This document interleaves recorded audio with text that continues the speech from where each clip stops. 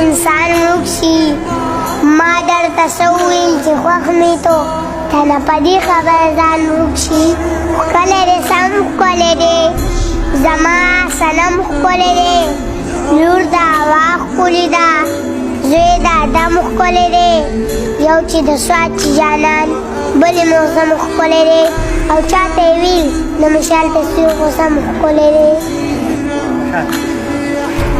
ځان مې کړي جانان مې کړي مني که نه څومره یاره ګران مې کړي مني که نه او اسکه غړی ګرځه د کیسر په سر ښکلي نه زه د ښکلو خان مې کړي مني که نه